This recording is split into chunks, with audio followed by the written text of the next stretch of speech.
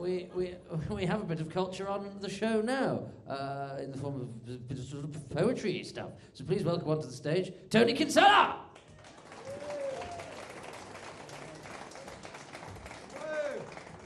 Welcome to this live edition of the Antiques Roadshow. I'd like to start with an apology because I brought me beer on stage and some people do find that a bit unprofessional. It's just that this afternoon, even at my ripe old age, I finally had my first ever blowjob. Thank you. I'm not celebrating, I'm just trying to get rid of the fucking taste.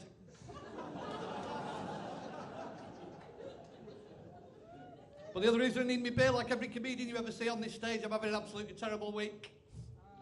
Feel my pain. A few days ago, my house was broken into by the world's most ironic burglar. He stole my kitchen sink, but fuck all else. I was walking down the street to report it was a bunch of scallies on the street corner. I'm not kidding you, it was effing this, effing that. They weren't swearing, they were just comparing the GCSE results. And just yesterday, I found out that my favourite German techno band, Schadenfreude, had been killed in a plane crash. Good. I hope there's one or two people who know what Schadenfreude means. Otherwise, I just look like a sick bastard because the German look like a sick racist bastard. But there is a joke hiding in there somewhere, I promise. And just this afternoon, I watched a really long and boring film about Buddhism. That's 3 hours of my life that I will eventually get back. Because one of my mates tried to convert me to Buddhism. I wasn't very keen at first, but then I thought, fuck it, you only live once. 2 reincarnation jokes, ladies and gentlemen. Both died on their ass, but I will be doing them again next year. 3 reincarnation jokes. And you probably noticed I'm a bit of a political animal. I'm wearing some wristbands tonight. The red one is Action Against Poverty. If anybody wants to buy one, I'll be selling them at the end of the show. 350 quid each. It's basically Action Against My Poverty, to be honest. And this yellow one, that's for victims of colour blindness. And in case you're wondering about the green one, that's for victims of Alzheimer's. Sorry, it doesn't matter. Got to stop doing the Alzheimer's stuff. You wouldn't believe some of the envelopes I got last time. You've tried to keep up. As Toby said, it's time for a bit of culture. I'm the poet who put the moron in the oxymoron and the amateur in the iambic pentameter.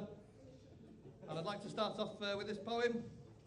You haven't got any plans for later on tonight, have you? There's a poem all about saving the environment. Together we will save the planet, but however green you are, recycling used toilet rolls is going just a bit too far. Now I'm going to do some poems from my little red book, so-called because hardly anybody's ever read it. And the first one is a tribute to the Hollywood actress Whoopi Goldberg, who was originally christened as Karen Johnson. You changed your name to Goldberg to try to sound more like a Jew, but at least you didn't marry that French bloke or you'd be Whoopi Depardieu. Even worse if you married Peter Cushing, because he was so much older than you. A political poem, this one's called Bedroom Tax. This is the one that's going to pull down the coalition government. Say no to bedroom tax, because when you drop them on the floor and step on them with your stockings on, they make your feet dead sore. I think I've got to the heart of the issue with that one. So this is a poem about weapons of mass destruction in Iraq. Sorry, can't find it anywhere. This one's called Karaoke Bar. I nearly started a new world war the last time that I sang. It was in a karaoke bar and I murdered Franz Ferdinand. History and popular culture. This is a poem about the clitoris. Sorry, can't find it anywhere. I'm going to do a couple of love poems now because you probably know from looking at me. I've had a great deal of luck with the ladies. Nobody's ever caught me hiding in there. I've got quite a lot of sexual chemistry, or as I prefer to call it, rohypnol. And I'll have you know that only this afternoon a really attractive girl referred to me as charming. Well, she mumbled it under her breath when I farted in the lift, but it still counts.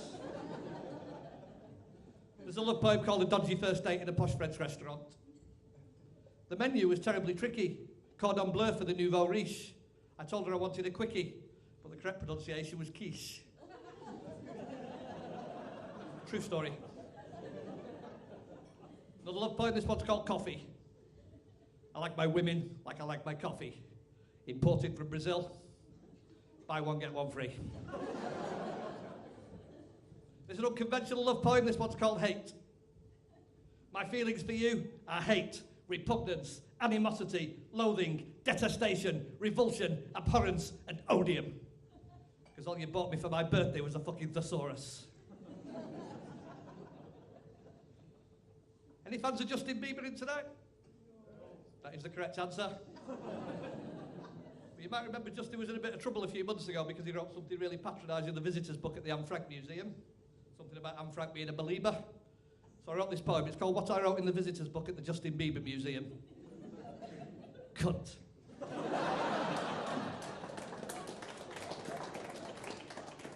That was actually my 11th draft of that one. You should have seen what I called him in the first 10. Any fans of George Osborne? Again, the correct answer. This is a poem for George. It's just called George Osborne. Making cuts won't win you any votes unless you start with your own fucking throat. Revolution. I'm going to switch now to doing a few poems from my little brown book.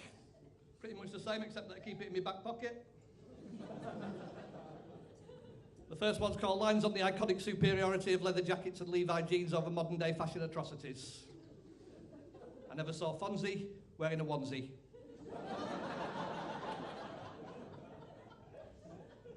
Next one's called Stepladder. I love my stepladder, but one day I hope I will pluck up the courage to find out the identity of my real ladder.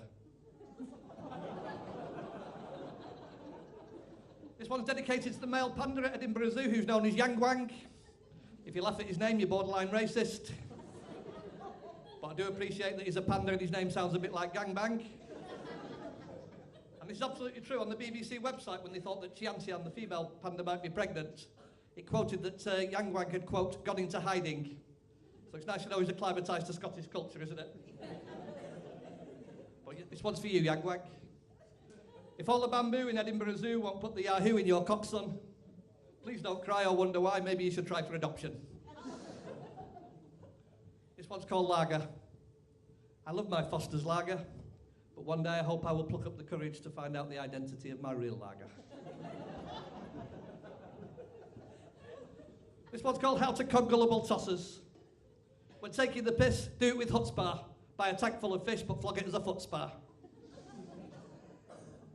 Some of you have actually used one. This one's called Oh My God, I Can't Believe He's Doing Another Fucking Callback. I love my Step CD. But one day I hope I can pluck up the courage to listen to some fucking decent music. This is the penultimate poem. Last but one. And people often ask me, where do you get the inspiration for your poetry? And I suppose it's the kind of romantic lyricism of John Keats, the forensic structure of Philip Larkin, and the passionate politics of William Blake. This is called Rummaging for Telltale Lumps in My Big Hairy Bollocks. As all men know, there's fuck all scarier. They're an unexpected object in the bagging area. I'm going to leave you with this one. This is especially for the comedy store. It's something we're all striving for. It's a poem called The Secret of Great Comedy. I once asked a wise man, what's the timing secret of great comedy?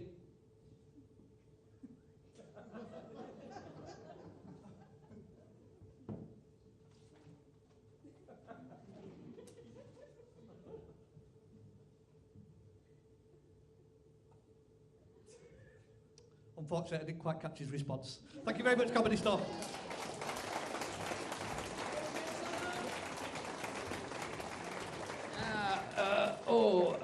This is what I do for a living, but the recession means I've hit hard times, so I'm thinking of becoming an escort, but problem is, I don't know where anywhere is.